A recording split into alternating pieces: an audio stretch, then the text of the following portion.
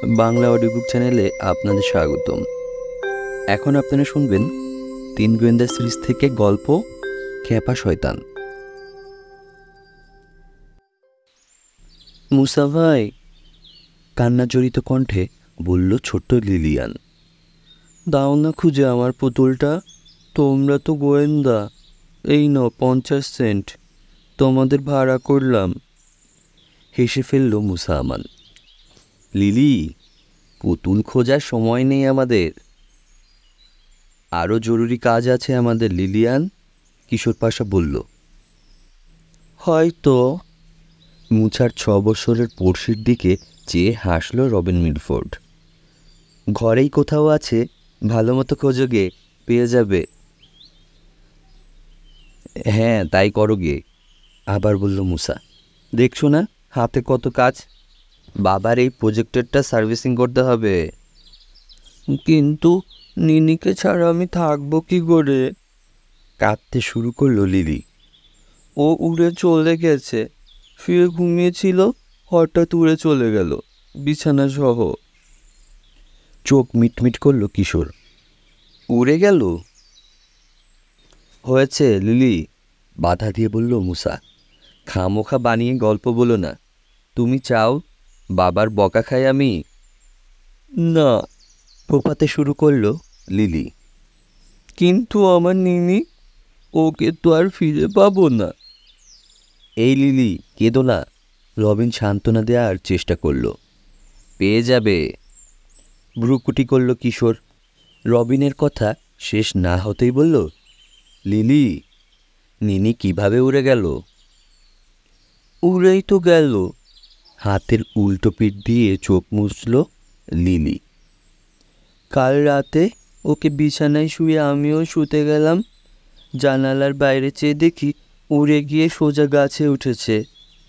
সকালে বাবা কত খুঁজলো, পেল না, চলে গেছে আমার নিনি, আর কোনদিন আসবে না। বেশ, বলল গোয়েন্দা প্রধান, চলো দেখব। গুঙ্গে উঠল মুসা। তাহলে প্রজেক্টর? পুতুল উঠতে পারে না ফার্স্ট, বলল রবিন। না, তা পারে না, স্বীকার করল কিশোর। চিন্তিত দেখাচ্ছে তাকে, সেজন্যই দেখতে চাইছি, বেশিক্ষণ লাগবে না। লিলির চোখ ভেজাই রইল, কিন্তু মুখে হাসি ফুটেছে। চলো দেখাবো। পাতাবাহারের বেড়ার ওধারে লিলিদের সীমানায় ঢুকলো তিন গোয়েন্দা। পথের ধারে একটা পুরানো অ্যাভোগাডার গাছ দাঁড়িয়ে আছে। আরেক দিকের বেড়ার ওপাশে মোটা ডাল এসে পড়েছে ডিকসনদের সীমানার মধ্যে। ডিকসন লিলির বাবার নাম। ডালটার নিচে মাটি দেখিয়ে লিলি বলল, ওখানে ঘুমাচ্ছিল নিনি। গাছের ফল আর ঘন পাতার মাঝে খুঁজে দেখল ছেলেরা। নিচে জমে থাকা পাতা লাথি মেরে সরিয়ে খুঁজল। এখানে নেই, গাছের উপর থেকে বলল মুসা। এখানেও নেই, নিচে থেকে বলল রবিন। বেড়ার ধার দিয়ে হেঁটে রাস্তায় বেরিয়ে এলো কিশোর। একটা সরু ফুলের বিছানার মাঝখানে গজিয়ে উঠেছে গাছটা। ওখানে এসে খুঁজল। বিছানার নামে নরম মাটির দিকে চোখে পড়তেই ডাকল, এই দেখে যাও। ছুটে এলো দুই সহকারী গোয়েন্দা। দেখালো কিশোর, গাছের গোড়ায় নরম মাটিতে 4টে পায়ের ছাপ স্পষ্ট, ছোট সরু পা, বোধহয় স্নিকার পরা ছিল। গাছে উঠেছিল কেউ, বলল কিশোর। কোনো বাচ্চা টাচ্চা? মুসা বলল, অনেক ছেলে মেয়ে আছে এদিকে, গাছে উঠতে পারে। তা আছে। গাছে উঠে ডাল বেয়ে লিলিদের সীমানায় ঢুকে পড়েছিল, মাটিতে নেমে পুতুলটা নিয়ে আবার উঠে পড়েছে। ঠিক। এক আঙ্গুল তুলল রবিন। অন্ধকারে লিলির মনে হয়েছে পুতুলটাই গাছে চড়েছে। কিন্তু একটা পুতুল চুরি করতে আসবে কে? প্রশ্ন করল মুসা। জবাব না দিয়ে বেড়ার ধার ধরে আবার হাঁটতে শুরু করলো কিশোর। এই সময় অন্য পাশ থেকে বেরিয়ে এলেন এক মহিলা। চেহারার সঙ্গে লিলির চেহারার অনেক মিল আছে। লিলি, আরে মুসা, কি করছো ওখানে? নিনিকে খুঁজছে মা, লিলি বলল। ওরা গোয়েন্দা, হাসলেন মিসেস ডিকসন। হ্যাঁ, তা তো জানি। অযথা কষ্ট করছো তোমরা। নিনি গেছে। আপনার ধারণা চুরি হয়েছে? রবিন জিজ্ঞেস করল। প্রথমে শিওর ছিলাম না। লিলির বাবা অনেক খুঁজলো, পেল না। পুলিশকেও জানানো হয়েছে। পুলিশ কি বলল? জানতে চাইল কিশোর। রেগে গেছে। গত রাতে এই ব্লকে নাকি কয়েকটা চুরি হয়েছে। আরও পুতুল? না, একটা ড্রিল সেট, কয়েকটা টুলস, একটা মাইক্রোস্কোপ, আরও টুকিটাকি জিনিসের নাম বলল, ভুলে গেছি। চিফের অনুমান কোনো ভ্যাগাবন্ড কিংবা ছেঁচড়া চোরের কাজ। কোনো দুষ্ট ছেলেও হতে পারে, মুসা বলল। ধরা পড়লে বুঝবে যখন পিট্টি খাবে পুলিশের হাতে, রবিন বলল। হতাশ মনে হলো কিশোরকে। এখন আমারও মনে হচ্ছে কোনো দুষ্ট ছেলেই হবে। আবার কাঁদতে শুরু করলো লিলি। আমার নিনিকে চাই, আমার নিনি। খাইছে, বলে উঠল মুসা। পুতুল না পেলে তো সারাদিনই কাঁদবে। কিশোরের দিকে ফিরে বলল, কয়েকটা শয়তানকে চিনি, চলো তো ধমক দিয়ে দেখি। পুতুলটা পেলে খুব ভালো হতো বাবা, বললেন মিসেস ডিকসন। নইলে লিলির যন্ত্রণায় ওর বাবা আরেকটা কিনে দিতে চেয়েছে, ও নেবে না, বলে নিনিকেই যাই। পুলিশ এসব ছোটোখাটো ব্যাপারে কান দিতে চায় না। কি যে করি। তোমরাই খুঁজে দাও মুসা ভাই, কাঁদতে কাঁদতে অনুরোধ করল লিলি। এই নাও 50 সেন্ট, আর নেই আমার কাছে। না নিলে লিলি বিশ্বাস করতে চাইবে না, তাই হাত বাড়ালো কিশোর। দাও, এখন তুমি আমাদের মক্কেল, বাড়িতে থাকবে, কান্নাকাটি করবে না। তোমার পুতুল খুঁজে দেব আমরা, ঠিক আছে? আবার হাসি ফুটল লিলির মুখে। মাথা কাত করে বলল, আচ্ছা। আমার নিনিকে এনে দাও, তিনজনকে 3টে বড় চকলেট দেব। কোথা থেকে কিভাবে খোঁজা শুরু করবে আলোচনা করতে করতে মুসাদের বাড়ির দিকে চলল তিনজনে। বাড়ির কাছাকাছি চলে এসেছে। এই সময় শোনা গেল মুসার মায়ের চিৎকার। এই এই এখানে কি করছো? এই কে তুমি? মুসা দিল দৌড়।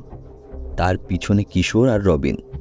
মুসাদের বাড়ির পেছন দিকে যখন পৌঁছালো তিন গোয়েন্দা, দেখল অদ্ভুত একটা মূর্তি বেড়া ডিঙ্গিয়ে চলে যাচ্ছে। মুহূর্তের জন্য দেখা গেল কালো দুটো পাখা। হাঁ করে চেয়ে রইল ওরা। মুসার মা দাঁড়িয়ে রয়েছেন বাগানের কিনারে। দেখো কাণ্ড দেখো, ফুলগুলো মারিয়ে সর্বনাশ করে দিয়ে গেছে। কিন্তু সর্বনাশ হওয়া ফুলের দিকে নজর নেই ছেলেদের। ওরা বেড়ার দিকেই চেয়ে আছে। কালো পাখা দুটো হলো হাতা কাটা কোটের 2 কোনা। অদ্ভুত মূর্তিটার চেহারাও দেখতে পেয়েছে। পলকের জন্য ফিরে তাকিয়েছিল মানুষটা। হাড্ডি সর্বস্ব চেহারা, পুরু গোঁফ। খাইছে, বাচ্চা ছেলে তো নয়, মুসা বলল। ঘুরে গ্যারেজের দিকে দৌড় দিল কিশোর। কিছু না বুঝেই তার পিছনে ছুটল অন্য দুজন। হাত তুলে দেখালো গোয়েন্দা প্রধান। প্রজেক্টরটা নেই, খাপে ভরা ছিল, খাপসহ গায়েব।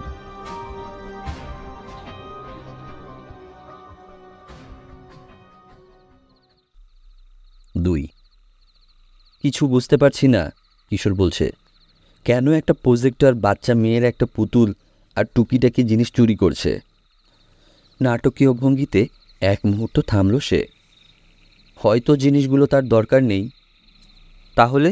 শুরু করলো মুসা, শেষ করলো রবিন। চুরি করলো কেন?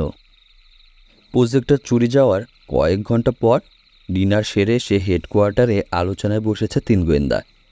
একটা ব্যাপারে নিশ্চিত হয়ে গেছে, চুরিগুলো কোনো দুষ্টু ছেলের কাজ নয়। প্রজেক্টরটা চুরি যাওয়ার পর বেড়ার ধারে খুঁজে দেখেছে ওরা। লিলিদের বাড়ির ধারে গাছের নিচে যেমন পায়ের ছাপ ছিল, মুসাদের বেড়ার ধারেও তেমনি ছাপ পাওয়া গেছে। তার মানে বলতে চাইছো?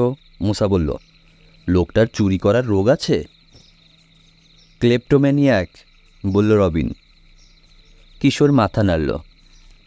আমার মনে হয় না। ক্লেপ্টোম্যানিয়াকরা লোকের বাড়িতে চুরি করতে আসে না। ওরা যায় দোকানে, যায় সুযোগ খোঁজে। তারপর টুক করে কোনো একটা জিনিস তুলে পকেটে ভরে ফেলে। ক্লেপ্টোম্যানিয়াকও নয়, জিনিসগুলোও তার দরকার নেই, তিক্ত কণ্ঠে বলল রবিন। তাহলে কেন চুরি করলো? বোধহয় কিছু খুঁজছে। গোয়েন্দা প্রধানের মুখের দিকে চেয়ে রইল দুই সহকারী গোয়েন্দা। বুঝতে পারছে না। তাহলে যে জিনিসটা খুঁজছে সেটা নিলেই পারে, তর্ক করল রবিন। যা খুশি তাই নিচ্ছে কেন? জানে না কি খুঁজছে? হয়তো ব্যাটার চোখ খারাপ, মুসা বলল। তোমার যেমন বুদ্ধি, বিরক্ত হলো রবিন। একটা পুতুল আর প্রজেক্টরের তফাৎ কানাও বোঝে। হতে পারে ওগুলোর ভেতরে কোনো জিনিস লুকানো থাকার কথা, সেটাই খুঁজছে। শিকের ভেতরে তো হীরা পেয়েছি আমরা, মূর্তির ভেতরে পাথর পাইনি। তাই বলে সিনেমা প্রজেক্টর আর পুতুলের মধ্যেও থাকবে? থাকতেও পারে, মুখ খুলল কিশোর। চুরি যাওয়া জিনিসগুলোর মাঝে হয়তো কোনো একটা মিল আছে, সেটা বুঝতে হবে আগে। কি মিল? বলতে বলতে একটা তালিকা তুলে নিল মুসা। লিলির পুতুল, বাবার প্রজেক্টর, একটা ইলেকট্রিক ড্রিল কিট, একটা মাইক্রোস্কোপ, একটা ব্যারোমিটার, এক সেট কাঠ খোদাই করার যন্ত্র, এক সেট পাথর পালিশ করার যন্ত্র। আমাদের ব্লক থেকেই চুরি গেছে এসব জিনিস। চুপ করে আছে কিশোর, ভাবছে। তার মুখের দিকে তাকিয়ে রইল দুই সহকারী গোয়েন্দা। মিলটা কি? থাকতে না পেরে জিজ্ঞেস করল মুসা। সবগুলো ইলেকট্রিক্যাল যন্ত্র নয়। সবগুলো যন্ত্রই নয়, শুধরে দিল রবিন। এমনকি খেলনাও নয়, যোগ করল কিশোর। কিংবা সবগুলোর মালিক বাচ্চারাও নয়। এমন হতে পারে জিনিসগুলো সব একই দোকান থেকে কেনা হয়েছে। মাথা নাড়ল রবিন। না, পুতুল আর ব্যারোমিটার এক দোকানে বিক্রি হয় না। আর আমার বাবার প্রজেক্টরটাও এখান থেকে কেনা হয়নি, মুসা বলল। কয়েক বছর আগে কিনেছি, নিউ ইয়র্ক থেকে। না কিশোর, আমি কোনো মিল দেখতে পাচ্ছি না। কিন্তু কিছু একটা তো নিশ্চয়ই আছে, সহজ কোনো কিছু। ভাবো, ভালো করে ভাবো। সবগুলো কঠিন জিনিস, বলেই শুধরালো মুসা। মানে তরল নয়। হ্যাঁ, তাতেই রহস্যভেদ হয়ে গেল। মুখ বাঁকালো রবিন। আহা, বাধা দিও না। হাত তুলল কিশোর। সব দিক ভেবে দেখতে হবে। বেশ, ধরা গেল কঠিন। সব কি ধাতব? না। সবগুলোর কি একই রং? না। সবগুলো বহনযোগ্য, চেঁচিয়ে উঠল রবিন। লাফিয়ে উঠে দাঁড়ালো কিশোর। জল করছে চোখ। বহনযোগ্য, এটাই বোধহয় জবাব। চলো, লিলির সঙ্গে কথা বলবো।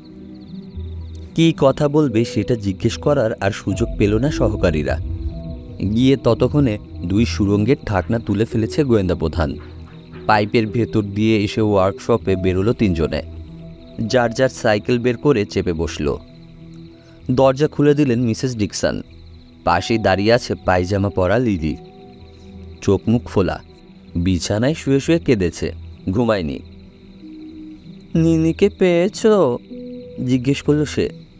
না লিলি, জবাব দিল কিশোর। তবে শীঘ্রই পাবো। তুমি বলেছ বিছানায় শুয়েছিল নিনি, তারপর উড়ে গাছে উঠেছে। কি রকম বিছানা?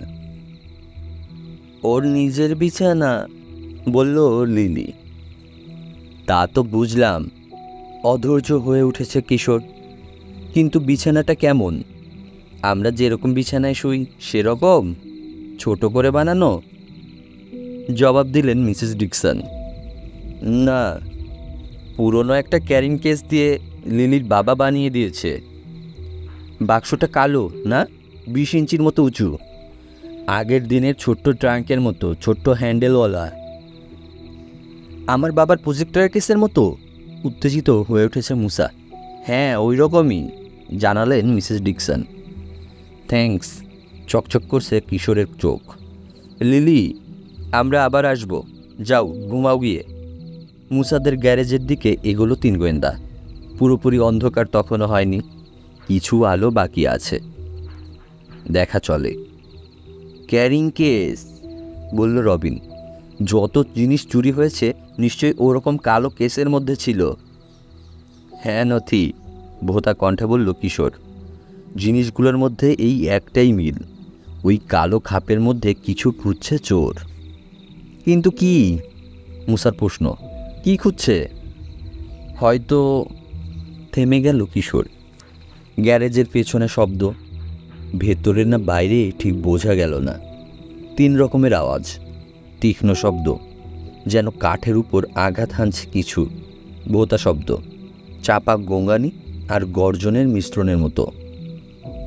আর খসখস, যেন নাড়াচাড়া করছে জীবন্ত কিছু। সাইকেল রেখে গ্যারেজে ছুটল 3 গোয়েন্দা। পেছনের একমাত্র জানালা দিয়ে গিয়ে উকি দিল। গোধূলির আলোয় দেখা গেল মুসাদের বাড়ির ঘন ঝোপের ভিতরে হারিয়ে গেল একটা মূর্তি। চোর! চেঁচিয়ে উঠল মুসা। গ্যারেজের সামনের দরজা দিয়ে বেরিয়ে ঘুরে পেছনে ছুটল ওরা। অন্ধকার ঘনিয়ে আসছে, আর কোনো শব্দ কানে এলো না, কোনো নাড়াচাড়া নেই। গুপ্তচরও হতে পারে, আমাদের উপর চোখ রাখছে, আড়ি পেতে কথা শুনছে, কিশোর বলল। কালো কোটওয়ালা সেই চোরটাই হবে, রবিন বলল। মাথা নাড়ল কিশোর। না নথি, এই লোকটা অনেক লম্বা, কোটওয়ালাটা বেটে ছিল। ওই কালো খাপের পিছনে নিশ্চয়ই একাধিক লোক লেগেছে, কিংবা বলা যায় খাপের ভেতরের জিনিসের পেছনে। একজন এখন জেনে গেল ওরা কি খুঁজছে আমরা জানি, গম্ভীর হয়ে বলল সহকারী গোয়েন্দা। হ্যাঁ, আবছা অন্ধকারেও জল করতে দেখা গেল কিশোরের চোখ। জানে, আর সেই কারণেই ওকে ধরতে পারবো আমরা, আমাদের কাছে আসতে বাধ্য করতে পারবো। খাইছে কিভাবে? মুসাকে কথা শেষ করতে দিল না কিশোর। আমার ধারণা এই ব্লকের উপর নজর রাখছে সে, আমাদের উপরও রাখবে। কালো খাপটা খুঁজবো আমরা, পেয়েও যাব, এমন ভাব দেখাবো যেন আসলটাই পেয়েছি। ফাঁদ! একই সঙ্গে বলে উঠল 2 সহকারী। হাসল কিশোর। হ্যাঁ হ্যাঁ, ছোট্ট একটা ফাঁদ, আমাদের চোর বাবাজির জন্য, কিংবা হয়তো বাবাজিদের জন্য।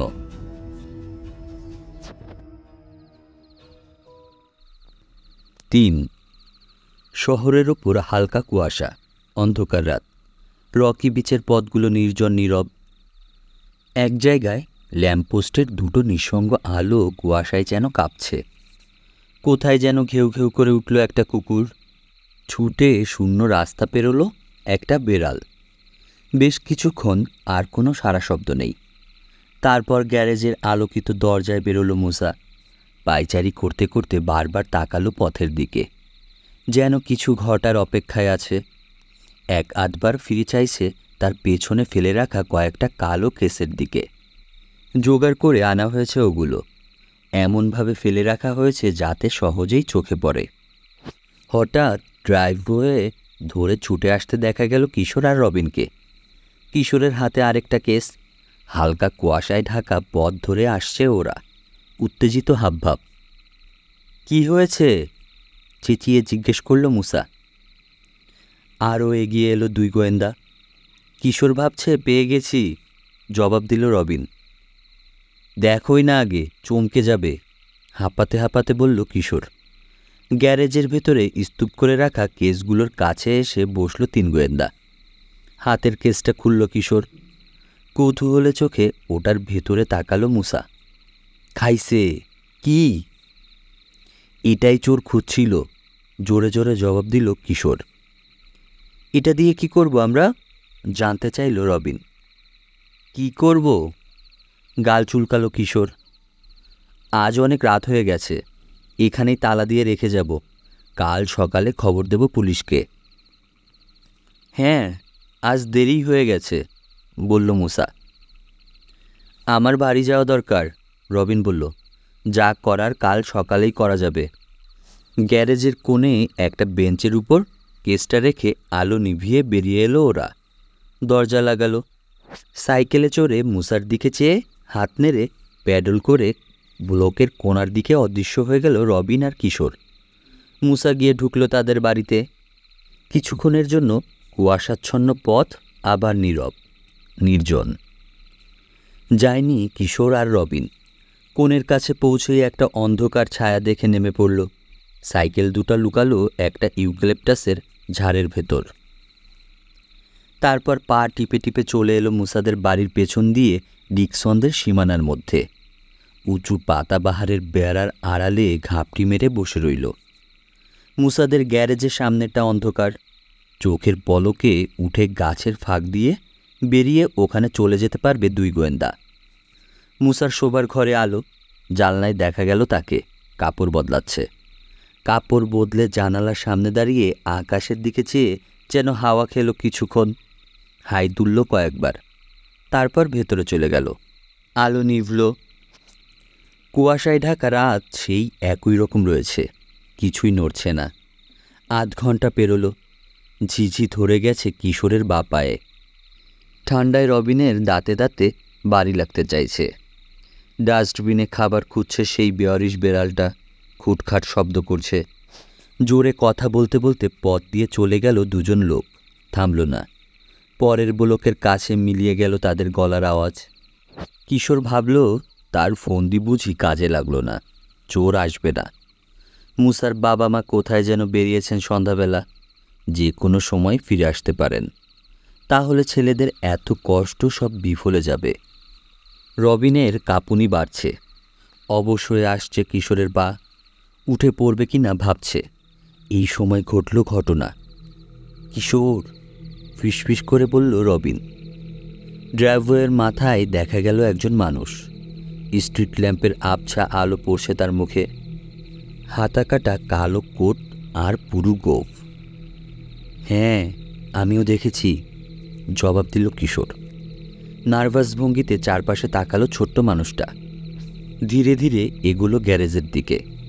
নিচু কণ্ঠে কিশোর বলল, ঢুকুক আগে, তারপর বাইরে থেকে দরজা আটকে দেব। তুমি পাহারা দেবে পেছনের জানালা, আমি দরজা। মুসা ফোন করবে পুলিশকে। রবিন বলল, মনে আছে? উত্তেজনায় কাঁপুনি চলে গেছে তার। গ্যারেজের সামনে দাঁড়ালো লোকটা। কোটের পকেট থেকে কি যেন বের করে তালায় ঢোকালো। দরজা খুলে ভেতরে ঢুকলো সে। চলো কুইক, বলে উঠল কিশোর। পাতাবাহারের বেড়ার ফাঁক করে সেখান দিয়ে একপাশে চলে এলো দুজনে। উঠে দাঁড়াতেই চোখে এসে পড়ল উজ্জ্বল আলো, ধাঁধিয়ে দিল চোখ। আরে কি, চেঁচিয়ে উঠল রবিন। অন্ধ হয়ে গেছে যেন। আলোটা এসেছে গ্যারাজের প্রায় লাগোয়া পাতাবাহারের বেড়ার কাছ থেকে। নিভে গেল আলো। শুরু হলো অদ্ভুত একটা শব্দ, কাঁপা কাঁপা, জোরালো, ভয়াবহ কোনো বুনো জানোয়ারের রক্ত পানি করা চাপা গর্জন যেন। আলো যেখান থেকে এসেছিল শব্দটাও সেখান থেকেই এলো। ভয়ে ভয়ে একবার বেড়ার দিকে আর একবার গ্যারাজের দিকে তাকাচ্ছে ছেলেরা। এই সময় দেখা গেল একটা ভুতুড়ে চেহারা, মানুষের মুখ নয়, কোনো জন্তু। চওড়া, কুৎসিত, কালো চুল, লাল টকটকে চোখ, বিশাল হায়ের ভেতর থেকে দেখা যাচ্ছে তীক্ষ্ণ ধার দাঁত। মস্ত মাথার দুপাশে বড় বড় দুটো শিং। ভয়ঙ্কর চেহারা, অনেকটা ফসফরাসের আলোর মতো আভা ছড়াচ্ছে মুখ থেকে। কিশোর, কোনো মতে বলতে পারল রবিন। স্তব্ধ হয়ে তাকিয়ে রইল দুই গোয়েন্দা, স্থির। আঙ্গুল নড়াবারও সাহস নেই। কিশোর, রবিন! বাড়ির ভেতর থেকে মুসার ডাক শোনা গেল। শোবার ঘরের জানালায় দাঁড়িয়ে হাত নেড়ে ড্রাইভওয়ের দিকে দেখাচ্ছে। নিয়ে যাচ্ছে তো, কেসটা নিয়ে যাচ্ছে। গ্যারেজ থেকে বেরিয়ে ছুটতে শুরু করেছে চোর। ড্রাইভওয়ে পেরিয়ে রাস্তায় গিয়ে পড়ল।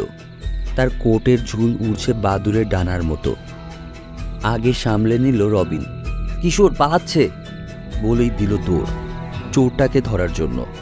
জন্তুটার কথা ভুলে গেছে আপাতত। তার পেছনে ছুটল কিশোর। রাস্তার ধারে দাঁড় করিয়ে রাখা লাল একটা ডাস্টান গাড়ির দিকে দৌড়াচ্ছে লোকটা। মুসাও বেরিয়ে এসেছে ঘর থেকে। চোরটাকে তাড়া করে যাচ্ছে তিনজনে। হঠাৎ একটা লোকের গায়ে ধাক্কা লাগলো রবিনের। এই কি হয়েছে? ধমক দিয়ে বলল লোকটা। দেখো না কিছু, বলে চেপে ধরল রবিনের হাত। রোগাটে একজন মানুষ, মাথার চুল ধূসর, চোখে রিমলেস চশমা, যেন কালো ফিতে দিয়ে বাঁধা রয়েছে তার গায়ের ধূসর কোটের সঙ্গে। বা চোখটা কেমন যেন অস্থিরভাবে কাঁপে, যেন করা এক স্কুল মাস্টার।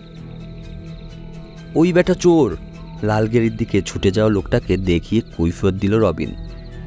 পালাচ্ছে তো, গুঙ্গে উঠল মুসা। গর্জে উঠল ডাস্টানের ইঞ্জিন, চলতে শুরু করল। চোরের পিছু নিয়া বিপজ্জনক, ইয়াংম্যান, উপদেশ দিল রোগাটে লোকটা। কি চুরি করেছে? কালো একটা ক্যারিং কেস, রাগ করে বলল রবিন। আপনি আটকেই তো দিলেন। কি ছিল কেসটাতে? বাধা দিয়ে বলল লোকটা। কি ছিল জানি না, তাড়াতাড়ি জবাব দিল কিশোর। জানে না, বিড়বিড় করল লোকটা। চোর চোর খেলা, যাও বাড়ি যাও, গিয়ে ঘুমাও। রবিনের হাত ছেড়ে আচমকা ঘুরে হাঁটতে শুরু করল সে। চিন্তিত ভঙ্গিতে তার দিকে তাকিয়ে রইল কিশোর। লোকটা বোলকের কোণ ঘুরে হারিয়ে গেল। এই বোলকেই থাকে ও, মুসা? দেখিনি আগে কখনো, জবাব দিল মুসা। এই কিশোর, আমাদের আটকে রেখে চোরটাকে পালানোর সুযোগ করে দিল না তো? হতেও পারে। কিশোর, রবিন বলল, ওই চেহারাটা যেটা দেখলাম একটু আগে, কি ওটা? মাথা নাড়ল কিশোর। জানি না। কিসের চেহারা? জানতে চাইল মুসা। অদ্ভুত চেহারাটার কথা মুসাকে জানালো রবিন। মুসার শোবার ঘরের জানালা থেকে গ্যারেজের পেছনটা দেখা যায় না। আজব জিপটাকে দেখতে পায়নি সে। খাইছে, শুনে ঢোক গিল মুসা। হয়তো চোখের ভুল, কুয়াশা পড়েছে তো। সে যাই হোক, রবিন মনে করিয়ে দিল, চোরটা পালিয়েছে। হয়তো পারেনি। দুই সহকারীর দিকে চেয়ে হাসল গোয়েন্দা প্রধান। ওরকম কিছু একটা ঘটতে পারে ভেবে কেসের মধ্যে একটা হোমার ভরে দিয়েছি। কিশোরের নিজের আবিষ্কার করা ছোট এক ধরনের বেতার যন্ত্র। বেশি দূরে না গিয়ে থাকলে পিছু নিতে পারবো। দূরেই গেছে কিনা কে জানে, মুসা বলল। মনে হয় না, বলল কিশোর। দুদিন ধরে এই ব্লকে আনাগোনা করছে সে। নিশ্চয়ই কাছে কোথাও থাকার জন্য উঠেছে। চলো দেখি। ছোট্ট একটা যন্ত্র বের করে রিসিভিং সুইচটা অন করল সে। এক মুহূর্ত নীরব রইল যন্ত্র।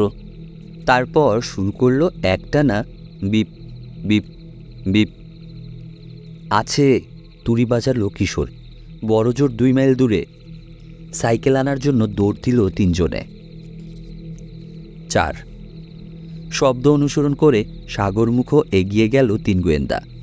হালকা কুয়াশার ভেতর দিয়ে ধীরে ধীরে ব্যাডেল করে চলছে। মাঝে মাঝে থেমে থেমে যন্ত্রের দিকে তাকাচ্ছে কিশোর।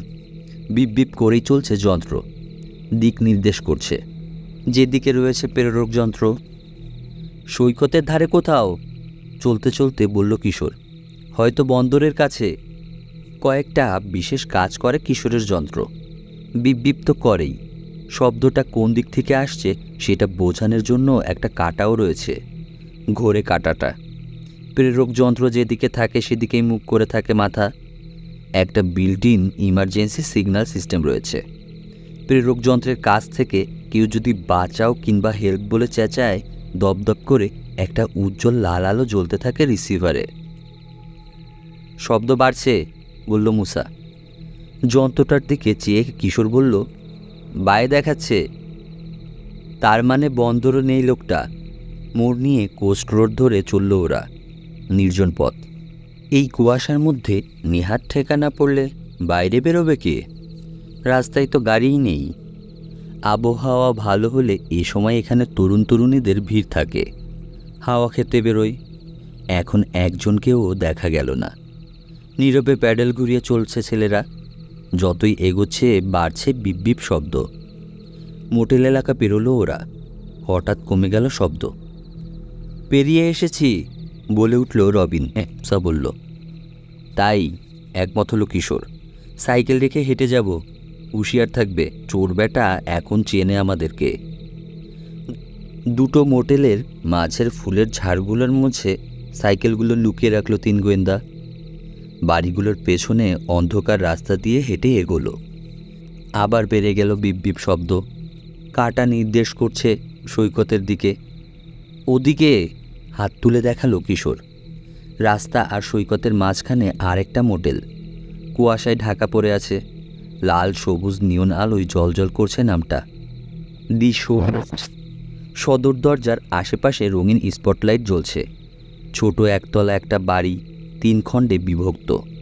রাস্তার দিকে মুখ করা, আকৃতি ইংরেজি ইউ অক্ষরের মতো। প্রতিটি খণ্ডের সামনে কার পার্কে গাড়ি পার্ক করা। রাস্তায় দাঁড়িয়ে প্রতিটি গাড়ির উপর নজর বোলালো ছেলেরা। নেই, মাথা নাড়ল মুসা। কিশোর, লাল ডাটসনটা নেই। হোমারটা দেখে ফেললো না তো? রবিন বলল। আমাদেরকে বোকা বানানোর জন্য হয়তো মোটেলে ফেলে গেছে। তাই বোধহয় করেছে। কিশোরের কণ্ঠে অস্বস্তি।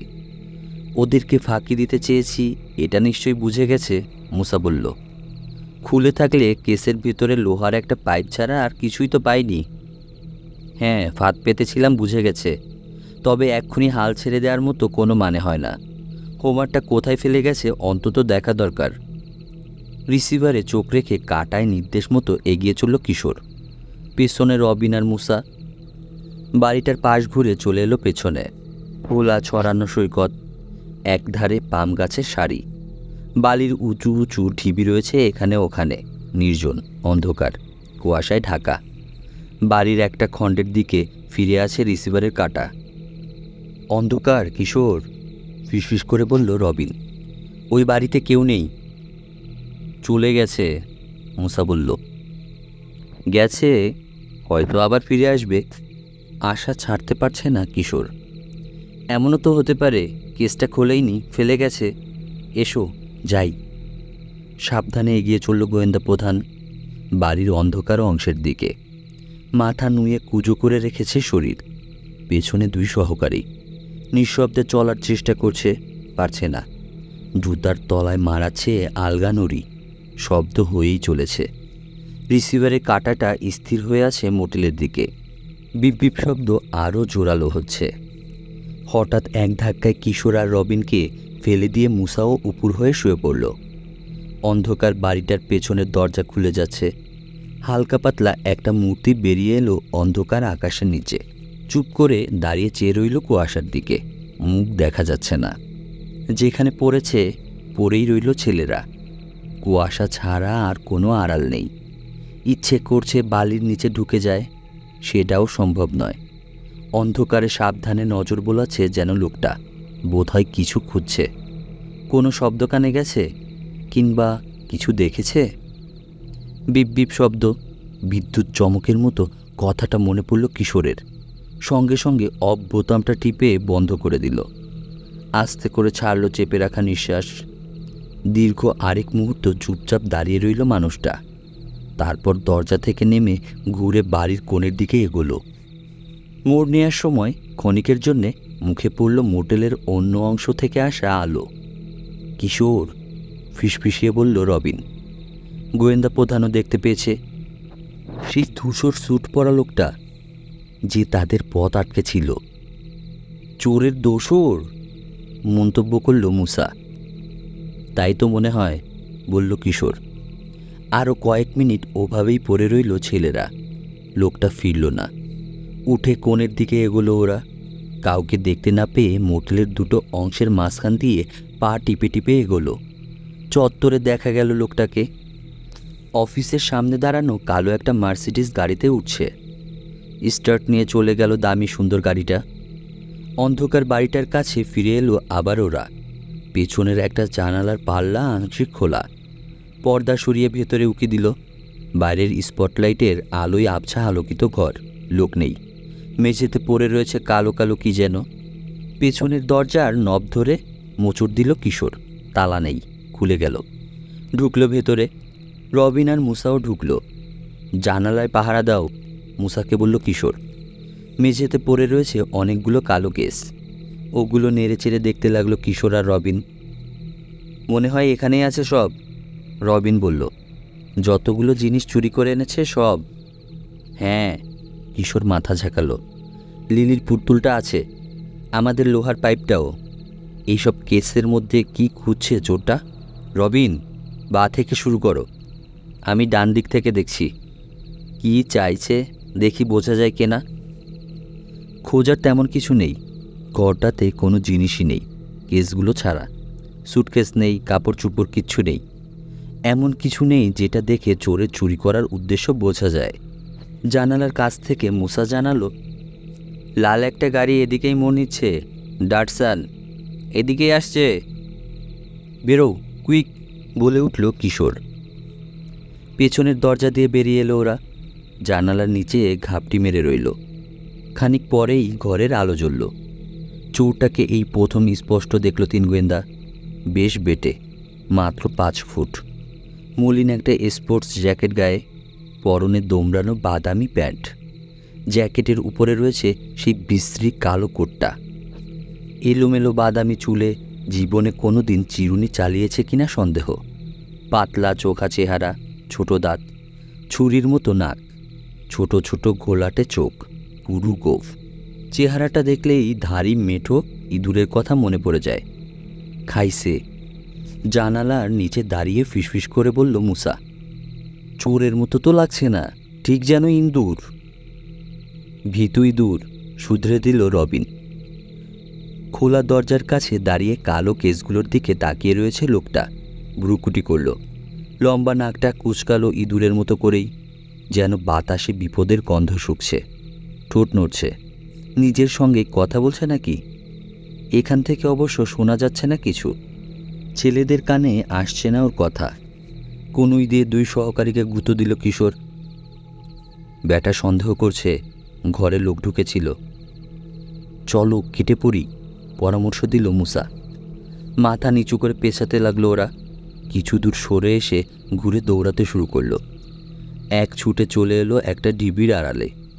বাতাসে এখনো কুণ্ডুলি পাকাচ্ছে কুয়াশা।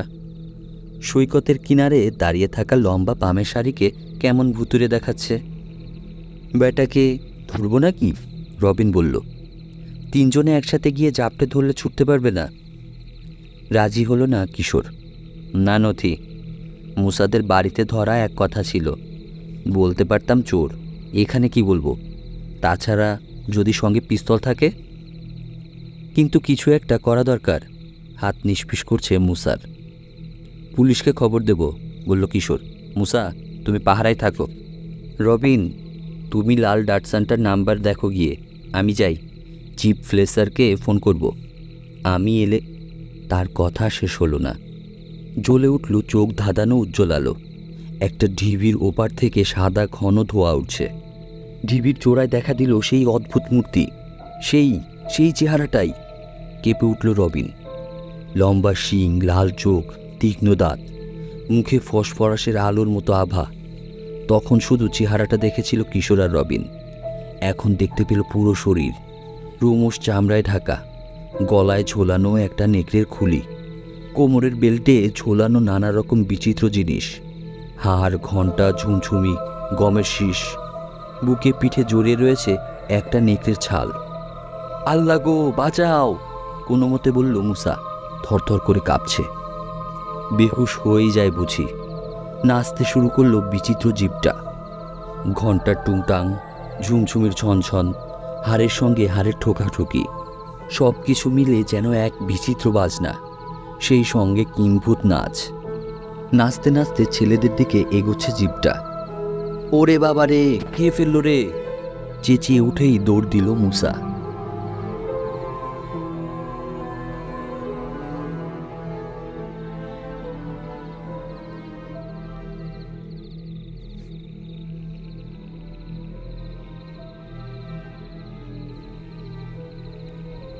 প্রিয় শ্রোতা, আপনারা এতক্ষণ শুনছিলেন 3 গোয়েন্দা সিরিজের গল্প খেপা শয়তান। আজ শুনলেন গল্পটির প্রথম পর্ব। খুব দ্রুতই আমরা গল্পটির 2য় পর্ব নিয়ে হাজির হব। আজকে এই পর্যন্তই। সবাই ভালো থাকবেন। আল্লাহ হাফেজ।